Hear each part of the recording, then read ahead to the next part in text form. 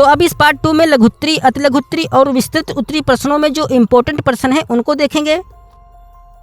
तो पहला प्रश्न है, गेहूं की विलंब से बोने के लिए एक उन्नतशील प्रजाति लिखिए। तो देखिए, गेहूं की विलंब से बोने के लिए जो उन्नतशील प्रजाति है वह है कुंदन DL 153-2।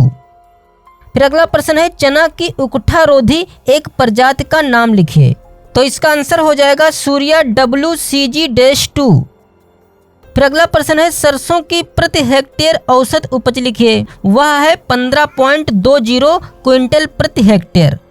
फिर अगला प्रश्न है, गेहूं के दाने में कौन सी प्रोटीन पाई जाती है? तो इसका उत्तर हो जाएगा ग्लूटीन।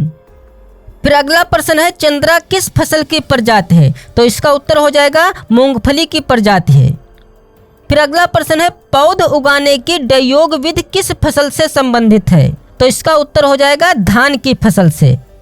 फिर अगला प्रश्न है, ढैंचा किस प्रकार की फसल है? तो इसका उत्तर हो जाएगा ढैंचा हरी खाद की दलहनी फसल है। फिर अगला प्रश्न है, सोयाबीन में प्रोटीन की प्रतिशतता लिखिए। तो इसका उत्तर हो जाएगा सोयाबीन में 40 से 42% प्रोटीन पाई जाती है। फिर अगला प्रश्न है, धान में खैरा रोग का क्या कारण है? तो देखिए, धान में जो खैरा रोग का कारण है वह यह है कि जस्ते की कमी हो जाती है, पत्तियों पर हल्के पीले धब्बे बन जाते हैं जो बाद में कत्थई रंग के हो जाते हैं, पौधा बौना रह जाता है, मतलब छोटा रह जाता है और फसल कमजोर हो जाती है।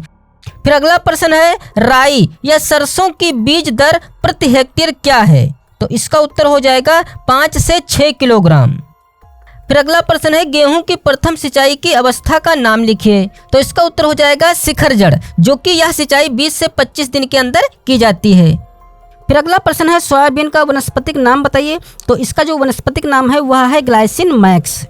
फिर अगला प्रश्न है, मूंगफली में टिक्का बीमारी की रोकथाम की विधि लिखिए।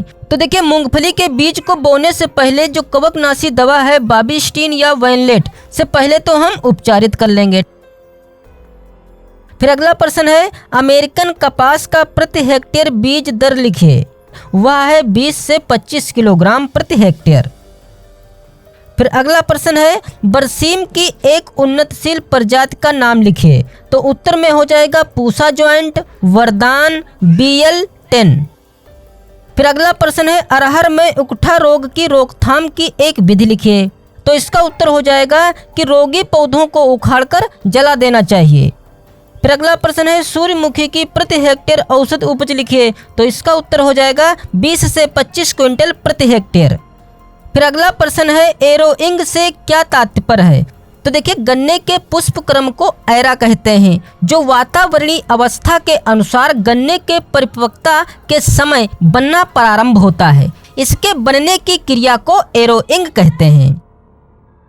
फिर अगला प्रश्न है, उत्तर प्रदेश में तीनों मौसमों में उगाई जाने वाली फसल का नाम लिखिए। तो इसका उत्तर हो जाएगा मक्का।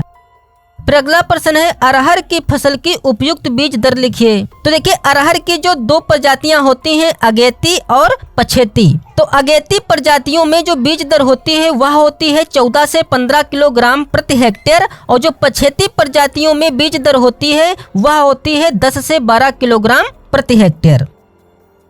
फिर अगला प्रश्न है, कपास की उपयुक्त जलमांग लिखिए। तो इसका उत्तर हो जाएगा 940 मिलीमीटर से 960 मिलीमीटर तक। फिर अगला प्रश्न है, गन्ने के रस में शर्करा की प्रतिशत मात्रा लिखिए। तो गन्ने के रस में जो शर्करा की प्रतिशत मात्रा है वह है 10 से 11.25% तक, अर्थात 10 से 10.75% तक। फिर अगला प्रश्न है, खाद एवं उर्वरकों में अंतर लिखिए। या यह प्रश्न इस प्रकार से भी आ सकता है, जैविक खाद तथा उर्वरकों में क्या अंतर होता है? तो यह प्रश्न लघुत्तरी प्रश्न है, तो इस प्रश्न का यह उत्तर है। अब जितने भी आगे के प्रश्न ये हैं लघुत्तरी और विस्तृत उत्तरी, तो इन प्रश्नों के उत्तरों का स्क्रीनशॉट लेकर आप स्वयं ही पढ़ लेना, ठीक है।